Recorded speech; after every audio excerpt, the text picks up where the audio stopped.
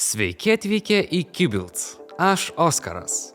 Šiandien parodysiu, kaip pakeisti termopastą ant vaizdo plokštės ir kaip po šios procedūros pasikeičia temperatūros. Keisiu termopastą ant 2,5 metų naudojamos RTX Camsham Asus Duo. Korta buvo gan aktyviai naudojama. Dabar korta rodo tokias temperatūras. Po 10 minučių stres testo Furmark bendrai GPU įkaista iki 66 laipsnių, o hotspotas įkaista iki 81 laipsnių. Pirmiausia, pradedame nuo varžtų atsukimo. 4 viduriniai varžtai suteikia spaudimą būtent kontakto vietoje, tarp čipo ir radiatoriaus. Šiuos varžtus turi visos vaizdo plokštės. Likusių varžtų skaičius ir jų pozicijos skiriasi priklausomai nuo konkretaus GPU modelio ir jo išpildymo. Mano atveju pirmiausia nusisuko backplate'as. Toliau reikia atsukti dar 2 varžtus vaizdo plokštės gale. Po to nusiema plastikinis korpusas su ventiliatoriais. Ventiliatorius atjungiu. Taip pat mano GPU reikia išsukti papildomus 2 varžtus, kurie laiko radiatorių. Tuomet po truputį ir lengvais sukamaisiais judesiais į skirtingas puses pradedame nuiminėti radiatorių. Nuėmus radiatorių matom termopadus ant VRAMo ir maitinimo elementų. Paprastai jie tarnauja ilgiau negu termopasta.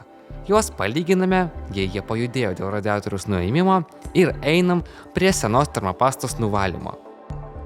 Galima naudoti tiesiog sausą popierių.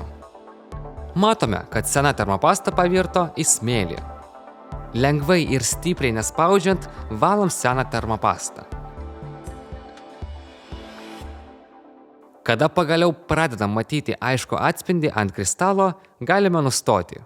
Taip pat nuvalome ir radiatoriaus paviršių.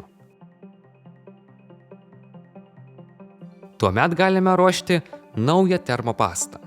Aš naudosiu neseniai išleistą Arctic MX7 termopastą, viena efektyviausių termopastų rinkoje.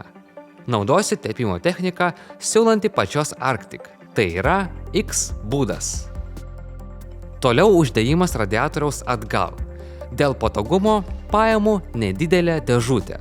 Dedu ant jos radiatorių aukštyn kontakto plokštę. Toliau apsuku GPU reikiamą pusę ir dedu ją ant radiatoriaus. Svarbiausia nesupainioti pusę, nes kitaip bus neįmanoma prisukti plastikinį korpusą su ventiliatoriais. Kai įsitikinote, kad viskas sudėta teisingai, pagrindinius varžtus užsukite kryžmai, kad nesutrūktų čipas. Tuomet man liko užsukti papildomus varžtus, prijungti ventiliatorius ir sujungti viską atgal.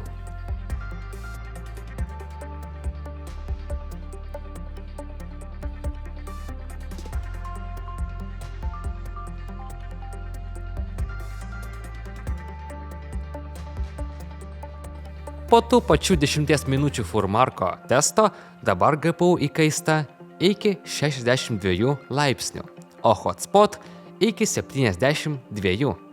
Sumažėjus temperatūrai taip pat sumažėja ir aušinimo sistemos skleidžiamas garsas. Jei video buvo naudingas, tai statykite laikus, prenumeruokite ir komentuokite. Jūs žiūrėjote Kibils, su jumis buvo Oskaras, iki susitikimo kituose video.